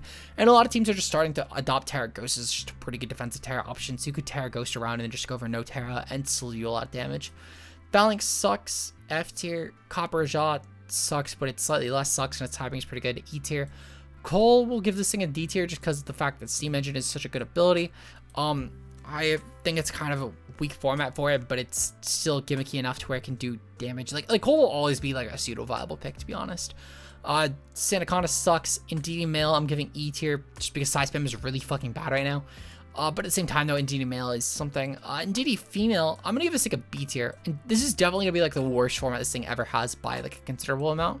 I think as we start to see more prolific partners that can take on the ruins, we'll start to see an edge up in Indeedee Female. That's not to say it's completely unviable. I mean, Indeedee Female definitely, it's pretty fucking high in usage. It's 23rd overall on console, and on Showdown Ladder, I think this has like 3 or 4% usage if I remember. It's 3.24. So it's not like terrible, but I do think it's actually gonna be pretty fucking bad in tournament play right now. Just because a lot of people are still opting to ruin spam their teams, and I think that Ladder is kind of caught into the fact that you don't need to sooner than tournament has. Which is a little bit weird, but it is what it is. I think that Indeedee definitely will be one of those mons. You can make it work if you want to, but it's going to be kind of hard to justify in teams. It's one of those things where even still, despite the high usage, it's pretty easy for teams to typically adapt around this. Stuff like chien-pao having an Ice Spinner, to just absolutely melting most of these teams anyway. Ting-lu is just a really good way to break through a lot of these cores through balances because they can't out-damage you.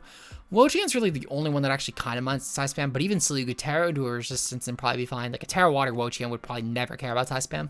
But it's definitely like a B tier pick at best. It's a really good B tier, but it's definitely weaker on the spectrum. Pincurchin gets an E tier just because of Tricker and the fact that it is technically speaking the slowest mon.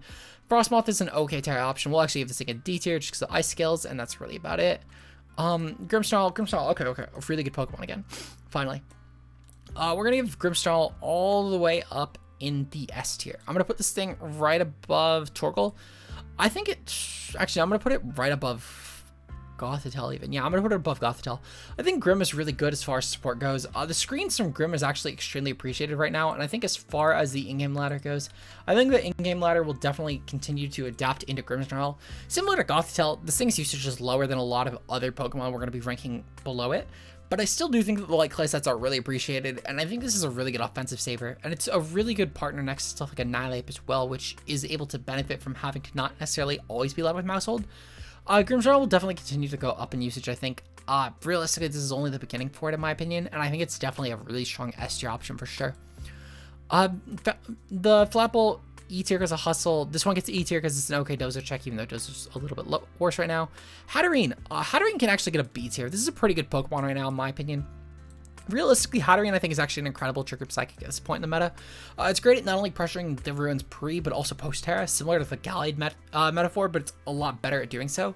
And I think that unlike Gardevoir, the fact that this thing is such a slow option, it can at least commit to a speed control and be very reliable in it. And even self-set at speed control, I think it's really valuable for it. Definitely a B tier pick for sure. Hatterene is incredible, and I'm looking forward to continuing to see how good this thing actually ends up performing in the format. Moving on, we have Poltegeist. E tier because of Shell Smash plus Terra, probably just Terra fighting, I guess. Sojourner. I think that I've actually been underrating this mon a lot. I'm gonna give this thing actually a C tier. It's one of those things where I kind of realized after I did my Sojourner vid, this is unironically a really good Pokemon next to really strong breakers, and I think that at this point, if I'm gonna give stuff like Jumpluff a C tier, I think that Sojourner at least deserves it as well. It's a really good support piece with stuff like Helping Hand. Sadly, you do kind of just need to run this thing as a Focus Sash mon, because despite the fact that you do have the really high Phys Def with the 100 Phys Def and the 35, the 135 Phys Def and the 100 HP, instead of being 20 fucking sucks. Outside of that, though, I mean, it's a pretty good Terra option. Though I don't know if you really need it. I'd probably go with Terra Ghost personally. Though it seems like water and not water, grass and flying are considerably more used. I'd probably just go Ghost to get her on priority. But Wide Guard is great support. Obviously, you also have like Rock Slide and like Tantrum and shit like that. It's definitely a C tier pick for sure, though. I think Sojourner's unironically kind of good. We have Ice-Cube. Ice-Cube's Ice Face, and that's really about it. E tier. Dragapult. Dragapult's an S tier for sure. This is a really good Pokemon right now, and I do think that people are still actually sleeping on Dragapult. I'd go as far as to say that Dragapult goes all the way right below Talonflame even. This is going to, in my opinion, change as the format goes on. Right now, Dragapult sits at 34 in usage. Again, usage really does not reflect how fucking teaming this thing is. If we look at Showdown usage instead, Dragapult's at, again, 3.23%. Not that high. However, tournament play, I think this thing is a fucking demon. This thing truly is actually a really gross partner in tournament play, and I would go as far as to say that despite the fact that Dragonite is leagues above it in close sheet, I think that as far as open sheet goes, Dragapult is going to be one of the best dragons you could run on Tailwind. It's going to be one of the best chien-pao partners you could run on just teams in general. We've already seen it do fucking amazing at multiple regionals. This thing got 10th place overall at Sydney regionals. And if I remember correctly, I think this thing won Fort Wayne regionals too, which is, again, really fucking good. Let me double check that, because I actually do kind of forget. I know it did really fucking well, but if I remember correctly, I think this thing got first, and I'm pretty sure this is the team. Yeah, I was gonna say, I thought that Justin Tang ran this one. But yeah, so Dragapult winning a regional already, one of the first US regional, but still obviously a really high performing one in general. Generally speaking, despite the low usage, I do think the ceiling of this Pokemon is fucking nuts, and I'm looking forward to continuing to see how good Dragapult does in this format, because I think that it's one of the best Pokemon right now, personally. It's a definite S tier in my opinion. Moving on, we have Masquerada. Masquerada sadly fell off a lot. This thing definitely gets a B tier for sure. It still has enough of a niche as like a really fast dark type, but we have chien-pao for that now, so it lost the niche there too. It's not even like Roaring Moon where at least it needs to run booster energy to do it. No, chien-pao just does that now. Its typing in Protean is pretty cool. I guess the fact that this thing could be a pseudo trick room setter as well with such a fast option, it's okay. But again, Masquerada definitely fell off a lot for sure. Definite B tier at best right now. Skeletors also fell off, though I will say this is a slightly better format than Series 2. It's still overall not where it was in Series 1, where I would have given this thing an A tier. But I think right now, this is probably one of the best B tier Pokemon in my opinion. Skeletors, I think, could actually even go as far as to seeing an A tier, so just the format evolves. For now, I'm going to give this thing a B tier, though. It's a pretty good unaware Pokemon. I think it's a pretty decent Terra option as well right now. With stuff like Terra Fairy and Water being pretty incredible types, I would also root for Terra Grass personally, but I think the Fairy is probably the best one right now, personally. You could even go for like a Terra Ghost if you want to keep the priority immunity, but I think it realistic if you're going for Ghost at that point, you'd probably just not Terra and then keep Fairy as a really good option to go for stuff like Dragon Resistances. But yeah, definitely a pretty strong option in B tier. I do think a Skeletors will continue to do well in this format. Quaquaval can get a C tier actually. I think a Quaquaval is definitely a really strong pick. It's great at countering the ruins, and not only that, but it's a really good partner with chien-pao in my opinion. I think it realistically, Quaquaval will continue to go up in usage as the format evolves. I think that this is a pretty good option personally, as far as both like, again, next to like Dragonite and chien-pao, for example, there's actually a team that I ran pretty early in the format, like in the preseason, they did pretty well, and I do kind of want to try Quaquaval again, because I think it's a pretty good Pokemon right now. The format kind of aligns for it right now, where it's really good for offensive waters, while also really good for fighting types, and Quaquaval does best well with both of those, and the fact that especially stuff like Garchomp is not really that used commonly right now, that this is probably as good of a format as this thing will get, personally. I'd even be as inclined to put this thing in the B tier, but I do kind of want to wait until I get a little bit more usage with this Pokemon to put it there. Specifically, personally, just because the fact that I know that I don't need to use every Pokemon to comment on it, but I also do have a lot of bias towards this Pokemon, and I think it's objectively a really good underrated pick, but I don't want to put it up there without trying to try it for myself, and I still do think that for what it's worth, Tauros Water is slightly better than it. So for now, I'm going to put this thing in C tier. This one might rise as we do the format update at the end of the format, though, to B tier. Oinkologne sucks. I'm putting both in F tier. Dunsparce gets an E tier just because of the fact that it's just a Violet non-Dunsparce. Spidops, F tier. This thing sucks. Lokix actually can get an E tier again. Actually, we'll even go as far as giving Lokix a D tier. Might be a bit of a hot take, but I do think if nothing else, the Tindalin's priority is pretty good right now. It's pretty good at least for matching up into Ruins, and not only that, but the first impression not being stopped by Psychic Terrain anymore, because the fact that a lot of Psychic Terrain options just are not existent right now is pretty good for Lokix. Truthfully, this is the highest I think I'm ever going to rate Lokix on these tier lists, because of the fact that I think even by the end of the format I will rate it lower. But for now, I'm going to give it a D tier. I think it has enough potential, I guess. Moving on, Rapska. Rapska I think is interesting. I'm going to give this thing actually a D tier. I think a Revival Blessing Rapska on Trick Room could be decent. We saw this thing do pretty well in the end of Series 2 actually. And I think that if nothing else, Rapska could maybe see some usage towards the end of this format. But I think it's definitely one of those things where it kind of needs to adapt to the metagame. a little bit more. So for now, I'm going to give it a D tier, especially being a Psychic in this format. It's not great. But with Terra, it's unironically not a bad Terra Water option. So we'll give it a D tier. Houndstone. Houndstone, I'm actually going to give I want to give this thing a B tier. I think with Sand going up in general and viability, Houndstone does like that a lot. And especially with the fact this is an incredible Tyranitar partner. And Tyranitar, again, is only going up in usage, is pretty good. We've actually seen some adaptations as well with the metagame liking stuff like Howl a lot more. Pretty much, I think, because of the fact that I think it was Lorcy who started it with Arcanine, who popularized it, but I might be misremembering who specifically did. But Howl in general is actually still pretty valuable with how physically leading this format is going. And the fact that it boosts not only yourself, but also your partner is really good. It makes Tyranitar into an even more offensive threat with like the Assault Vest builds. And Houndstone is an incredible cleaner already. And with the +1 attack, usually that last respects will just absolutely OHKO everything in its path. So honestly, Houndstone's a pretty good pick right now. I think it's one of the better B tiers for sure. I'm curious to see how Houndstone actually does evolve in this format, despite the fact that all these dark types were introduced. This is probably the best Houndstone has ever been, in my opinion, but it's a definite B tier for sure. Moving on, we have a Spathra. I still think a Spathra is pretty good right now. Realistically, this thing actually gets a B tier yet again. The speed boost hypnosis sets are still actually really fucking valuable. It's a really good screen setter still with speed boost builds. I even heard actually about someone who, in my comments, Tempo VGC, who ended up actually running a Calm Mind Sword Power build to get to Master Ball, which is pretty cool. Especially with how many ruins are in this format, I think it's a pretty incredible nod to, I guess, how good Espathra is. But overall, though, I definitely do think that Espathra is a pretty good support Pokemon in the best sense. Luminous Crash is also such a good move on this thing. Definite B tier. Fergraph is a pretty good option. I think that this is a really good Trickermon, and it's really benefiting a lot, I think, from the fact that it's such a priority-heavy format. I'm going to give this thing an A tier. I'm curious to see where Ferg ends up going for this format as it does evolve, because I know that it's one of those things where, like, no one really seems to actually see Fergraph, in my opinion. But at the same time, I do think that it has enough going for it in usage, or at least in theory compared to the rest of the format, that it could actually be a pretty good pick as the format evolves. I'm gonna give this thing an A tier. I'm curious to see how it goes. This thing might go up to S tier by the end of it. Wugtrio sucks. We have Dondozo up next. Dondozo is going to actually, believe it or not get an S tier right now. I know that might be shocking. I'm actually gonna put Dondozo in A tier.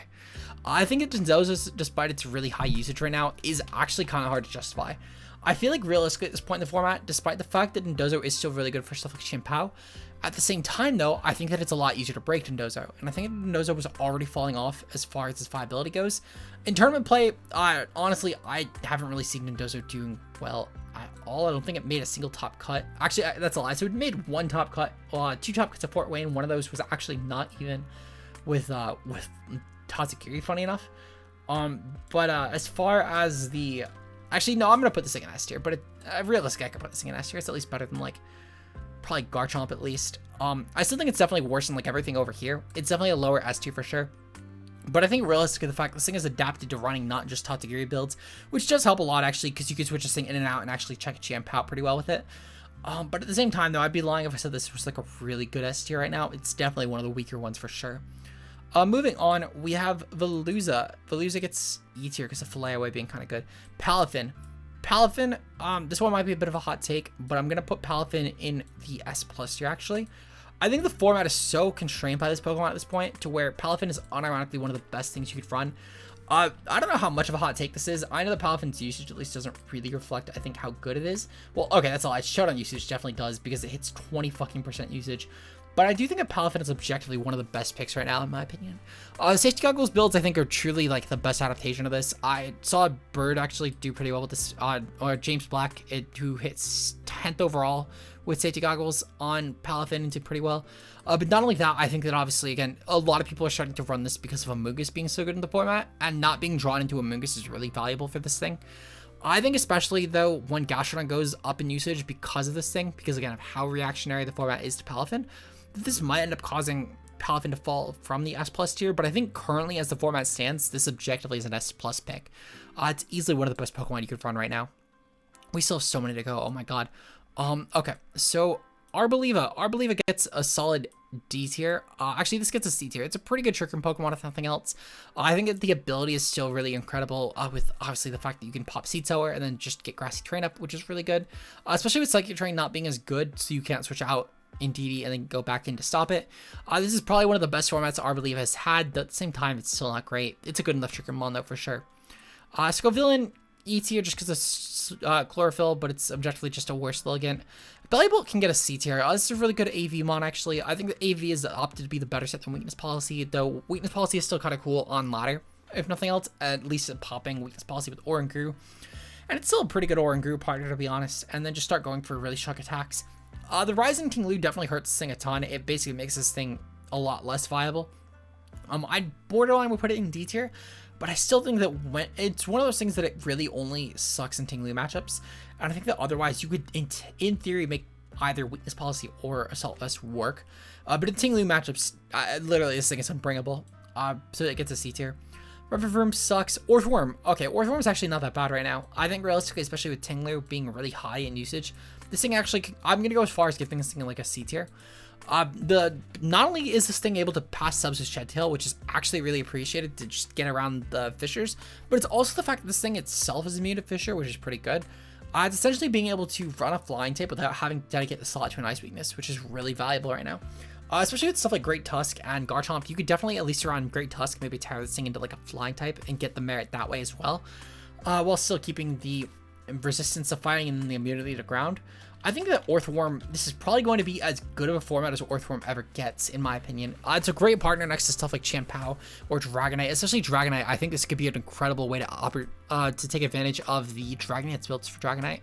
But it's definitely going to be a C tier pick for sure. I don't think it's metagame breaking or anything, but it's objectively really not that bad right now. Maushold gets an S tier. Objectively, Maushold I think is really good. I think that if I remember correctly at the time of recording this, I believe that I think that Paul Ruiz is currently actually running Maushold at the I think it's at the EU event. I forget what it's called, but the EU event. Maushold I think is objectively still really good. I'm gonna put it right above Grimmsnarl actually. It's a really good partner Pokemon for just a lot of stuff, and I think that people have realized that even outside of Annihilate specifically, despite the fact that it is most commonly partnered with it, it can still do a lot of damage, and it's a great partner with stuff like Flutter Mane, chien-pao, and other slightly more frail offensive Pokemon. It's definitely going to be an S tier for sure, though. Really strong offensive threat, if nothing else. I do think that Dragapult and all of these have higher tournament ceilings, though. Up next, we do have Titan. Titan's E tier just because of Slush Rush. I actually forgot about this having Slush Rush, so Beartic will therefore go down to the F tier. Baxcalibur. Baxcalibur gets an S tier for sure. This is a really strong dragon. This might be one of the best dragons right now. I'm going to put it right above Talonflame. I think this thing really benefits a lot from Terra especially, and it's a really damning offensive threat for sure. The format's definitely adapted to where I used to think this thing was just an anti-meta pick, but I think this has now just become a metagame pick to where Baxcalibur is so threatening offensively speaking that you do just kind of have to run this thing because it's so damning and it's so hard to break too. This is like Terra Poison being amazing as well as Terra Fire, Steel, Ground, etc. This is really kind of hard to justify not running in my opinion. And I think that especially with the fact that this thing has such a high Tor ceiling too, this is objectively a really good pick. Loaded Dice is still really high in usage, but Assault Vest is really good too. Same as Clear Amulet with Swords Dance. This is objectively just amazing. Easy S tier. Moving on, Tatsugiri gets an S tier. I'm actually gonna put Tatsugiri at the. I'm gonna put Tatsugiri at like the bottom of S tier. Actually, I'm gonna put it right above Murkrow. But I think that Dondozo is definitely adopted to running, at least being able to run Tatsugiri-less Dozo. Like just not even bringing it on the team in general, and I think it's a good adaptation for it personally, because I think that a lot of people have started to realize that Dozo with Tatsugiri has become a liability thanks to all of the really good stall options in this format. Like Lamora is one of the best Pokemon right now, and I'll talk about that in a bit. We also have stuff like wo-chien, which is pretty viable, despite the fact that it's not seeing a lot of high tournament usage. It's pretty decent on ladder. ting-lu is amazing, and it can definitely tear it into grass to just be a really good Dozo check. And obviously just getting opportunities for Fisher is really good. I think there's a lot just out of favor for Dondozo Tatsugiri right now, but it is still objectively just kind of brainless core, so S tier. Cyclizar. This one still sucks, despite Shed Tail on Orthworm being good, this one still sucks. F tier. Palmont. Palmont can definitely get a C tier. This thing's support is still really good with Revival Blessing as well as the Fake Out support and Double Shock. I still think the Double Shock sets are incredible, just Palmont's a little bit power crept right now. Though Mach Punch is still really good for chien-pao, so C tier. Moving on, we do have Kilowattrel. Kilowattrel also gets a C tier. Really good manual tailwinder, and I think the typing is a lot better than Noivern's. Zapdos typing helps a lot. Competitive is really decent for all the Intimidate mons going around. Definite C tier. Moving on, we do have Bombardier. Gets an E tier just because of the fact this thing gets essentially an extra stab, which is pretty appreciated, honestly. It's an okay trick room option. Definite E tier. This thing also, just because of the fact that it's a really good Terra option, with stuff like Terra Normal being a really good way to break, Hustle is a cool ability, and it has a lot of other really good ones, E tier. This is because of specifically the stat copy gimmicks. It's really only good in close sheet, but it's good enough in close sheet. E tier. Cloth sucks. I'm going to go through all of the F tiers really quickly just to get them out of the way. Well, the E and F tiers, I should say. This one sucks. Toad's Cool is unironically better just because it's a little bit bulkier. They're both kind of shit, though. Actually, are there any others? Oh, Bramble's an E tier just because of the fact that Wind Rider is just the only reason it's kind of viable. Mastiff with Intimidate is kind of okay with that being really the only gimmick. Doodle for slacking is really kind of okay, but that's really the only gimmick. Clodsire is just shitty Vaporeon. Are there any other E tiers? I don't actually think there's any other E tiers. So everything else, I guess, kind of deserves at least some form of discussion in some way, shape, or form. So we'll go with Garchomp. This is definitely going to be an S tier mon for sure. Garchomp is definitely a really good stall pick. Salt Cure is still an incredible move for sure.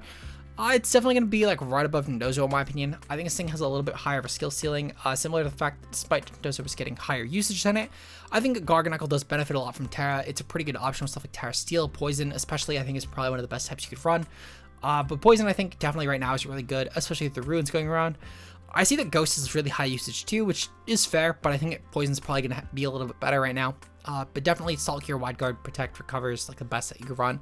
Definite S tier in my opinion. Moving on, we do have Glimmora. Glimmora is also an S tier, and I think the format has actually realized this might be the best rock type we have right now. Realistically, this is an incredible Pokemon actually, with stuff like T-Spikes being manually built into its ability. This thing also is an incredible stall partner. I would go as far as actually to put this thing right near the top of S tier, which might be a bit of a hot take, but this format is so physically leading right now. Really, the only special cores you're running are like Chi-Yu, Flutter Mane, and then maybe a third special attacker. But the next special attackers after those two are so few and far between that this format just, it might unironically be Glimmora as the next most used special attacker, which is a lot. But definitely though, this format is objectively really leaning towards physical threats, and it's a great option to just pop T-Spikes and just stall through any sort of fat. That's why Amoonguss is so high in usage right now compared to like wo-chien, which otherwise would have been fairly viable. But Amoonguss just doing wo-chien's roles just without leech seed, but instead going for spore bait is really appreciated. Objectively, this is definitely an S tier, and it's a really good S tier right now at that. Moving on, we have Dashbund. Dashbund can get a D tier. This thing unironically is kind of decent as like a chien-pao check, and it's a really not bad partner with Chi-Yu teams. I've actually lost to this a couple times in the ladder, and I know it had a pretty decent tournament showing, I believe at Fort Wayne, where this thing, if I remember correctly, it made day 2. I could be misremembering that, but I'm pretty sure it made day 2 at a regional. Yeah, it got 19 seed. Brandon King actually ran it. 10 and 4 overall. So yeah, I mean, it's an okay partner actually next to Chi-Yu. I might even give this thing a C tier as we move on the ladder, but I think it's just an early meta trend is all. But it's a D tier pick right now for sure. Gholdengo.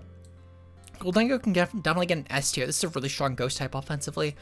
Steel typing is great. I think a Terra Flying is amazing with this thing. It's definitely at least probably better than like Grimmsnarl. Nasty Plot builds are really good. Ting-lu is really the one bad matchup this thing actually does have, but even still, I still think that Gholdengo can muscle it pretty well. Weirdly enough, despite having a bad time with Ting-lu, it's a pretty unironically okay partner with Ting-lu, just because of the fact it's a great fairy killer for it, which is the nice benefit this thing does have over Flutter Mane. Spread Make It Rain is also really good. It's an okay tailwind option too. Definitely an S tier. Great Tusk is still really good. It's no longer an S+, but I think Great Tusk is still an incredible pick. I think if I remember correctly, at the end of my Series 2 tier list, I get this thing S+. It's definitely going to be an S tier now. I'm going to put it right above Tyranitar, actually. It's going to go right around here. Really great tailwind partner. It's really specifically the thing that carries Talonflame, I would argue. But it's also really good at just pressuring a lot of the ruins with stuff like wo-chien, ting-lu, etc. In fact, all the ruins fold to this Pokemon, and it's similarly to stuff like the Gardevoir and Hatterene and the Gallade, to where it can pressure pre and post Terra for most types that they would Terra into to resist fighting. Unless they're going for like a Terra Psychic set, which I guess, I mean, good on them if they adapt into that, but that just means other Pokemon will usurp their role. Unironically, at that point, maybe we see like, I don't fucking know, I'm trying to think. I don't even know a Pokemon that would actually take that. But regardless, though, Great Tusk is definitely like a really good S tier for sure. Moving on, we do have Brute Bonnet. Brute Bonnet can get an A tier. I think it realistically, this thing, actually, yeah, Brute Bonnet can get an A tier. This thing is kind of just like a nice role compression between wo-chien and Amoonguss right now, where you get wo-chien's typing, but you get it with the Amoonguss's support. Loaded Dice is still pretty good on this set. It's a really good option with stuff like Torkoal, but I do think that objectively, this is kind of a little bit of a difficult format to actually run, just because of the fact that stuff like Chi-Yu and also the chien-pao exist.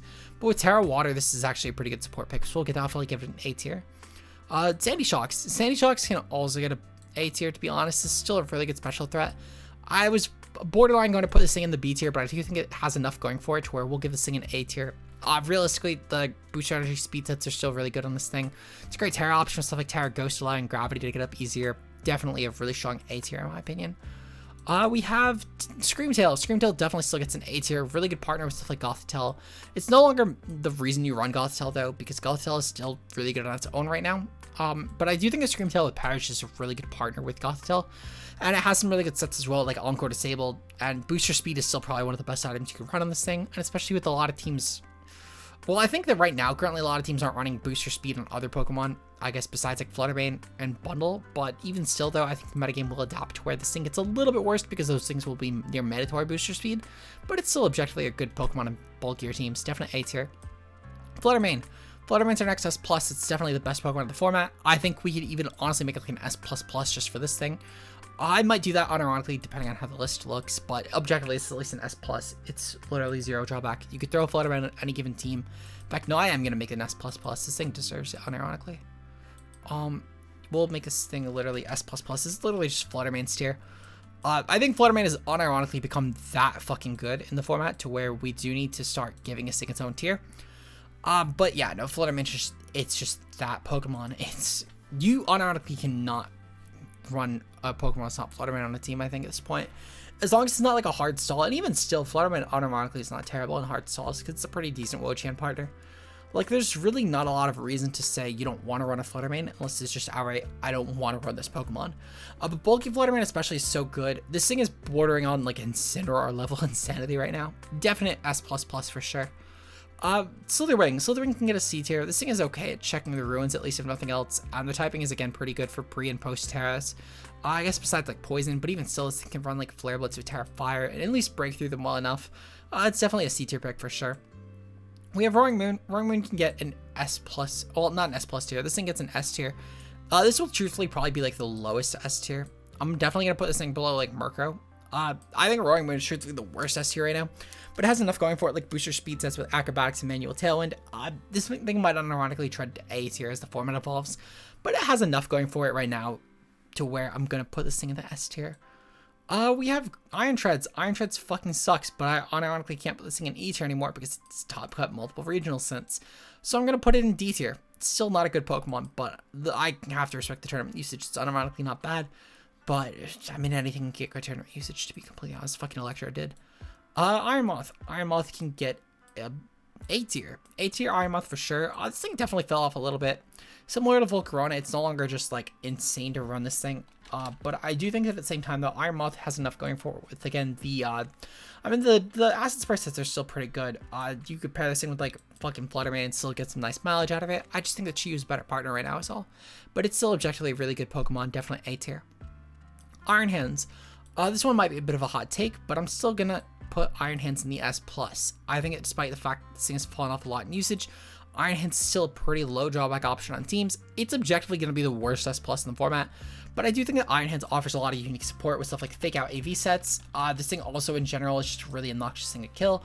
Terra Grass is probably one of the best Terra typings you can run on it. SD builds are incredible. Iron Hands I think objectively is going to be one of the best Pokemon though. I think it's at least in like the top 5 or 6 for sure. Definite S+ in my opinion. Moving on, we do have Iron Jugulus. Iron Jugulus can get a B tier. It's a cool Snarl Tailwind option for sure. Booster speed is still pretty good. It's just a budget Iron, not budget Iron Hands. I was gonna say budget Roaring Moon, but the Snarl support is objectively pretty valuable on it, so we'll give this thing a B tier for sure. Moving on, we do have Iron Thorns. This thing can get a C tier. It's an okay option, I guess, as far as like a Tailwind build or like a fat Trick Room AP build goes. But I do think that it's kind of one of those things where you kind of need to like build your team around it, and I don't think it's a good one to really focus your team around running. So we'll give this thing a C tier. Our bundle is objectively really fucking good still. Really great speed control.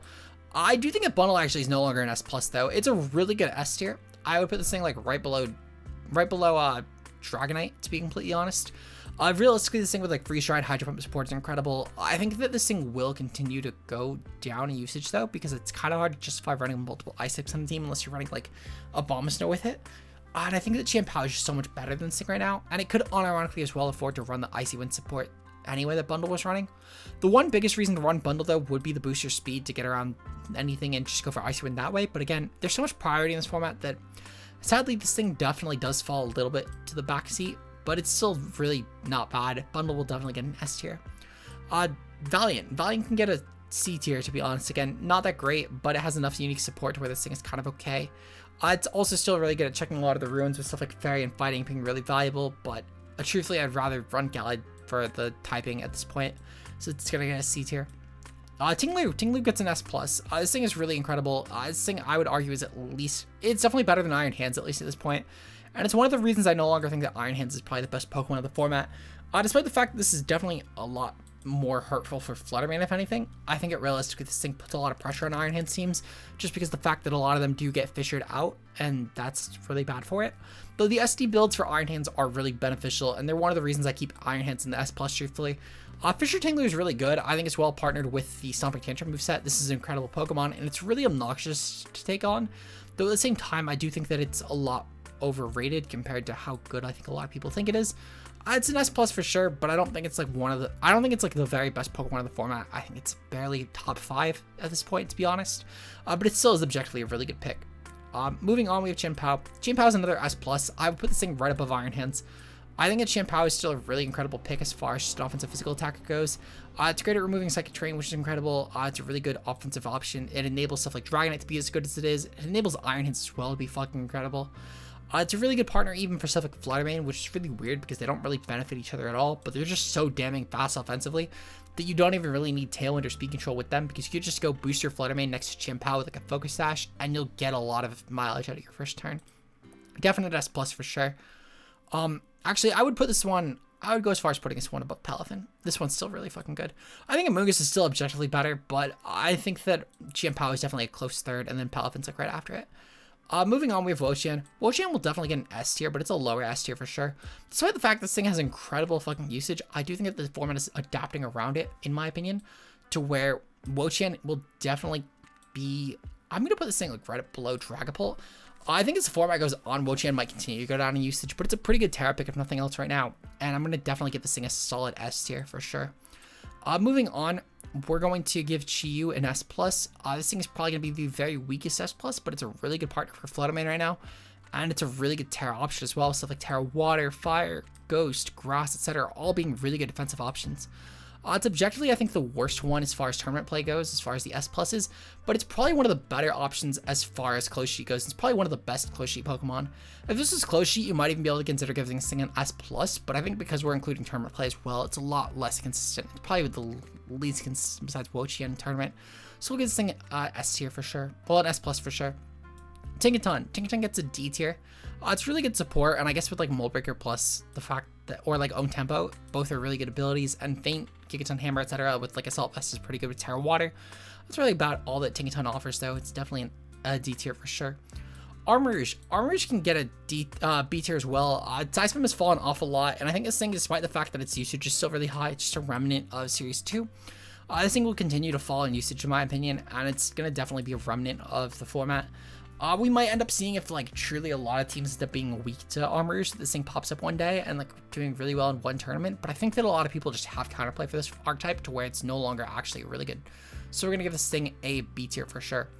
Moving on, we do have Cerulege. Cerulege, I think, is unironically better than Armourouge at this point. It's a great partner with stuff like Sableye. It's also really good with Grimmsnarl, and it's a really good Terra Pokemon too. It's great at revenging Flutter Mane. I'm going to give this thing an A tier. Easily a really strong Terra option. I think its Steel is, again, one of the best you can run on this thing right now. But I think the format is currently very unkind to Armourouge, and it's really kind to Cerulege. I think that, again, that will probably change in later series, but I think later in this format, at least, not really. Kingambit is definitely going to be an S+, an S tier, as well as Annihilape. I think these are both S tiers for sure. So we'll drag them both up here, so I don't need to drag them individually and scroll all the way back down to the bottom. As far as Kingambit goes, I think Kingambit is an incredible dark type. I think there's just a lot of better options right now, but Kingambit still offers a lot to teams. I'll put it right below Baxcalibur, and I'm going to put Annihilape right below Dragapult, I think. And I think I am actually going to move Roaring Moon down officially to the A tier. I think it's just going to be the best A tier in the format. But realistically, Annihilape is a really good partner next to stuff like Mousehold, though it's also really good just in general with Ray Trace boosting, and I think that the defensive ruins especially benefit this thing a ton. Meanwhile, Kingambit is still a really good option at revenging a lot of different teams. AV Kingambit is still probably one of the best sets you can run on it, though Sword Dance definitely is still a set that is popping up in usage right now. But overall, I think this is going to be my tier list today. I'm glad that I kept this thing about as long as the Series 3 one. I think I even got it a little bit shorter than the Series 2 one, but we'll take that. Hopefully you guys enjoyed, and if you did and you want to see some more content like this, like and subscribe for more. And shout outs to our channel members, of course, being Josh K, Ultra Player, Mia, Zeke Zero, Matt O'Shea, Bbat, Fonzie, Anna Depur, Team Mueller, as well as our newest channel member being Bam Bambi. Shout outs to Bam Bambi, of course, for becoming a channel member today. I really appreciate your support on the channel, and we'll have a new bonus video where we're using all 4 ruins to get to Master Ball coming out next week on Friday. So hopefully you guys enjoy that, and we'll see you guys next time in tomorrow's video, where I think tomorrow's video is going to be Dragapult chien-pao finally. But we'll see you guys then. Peace out, guys.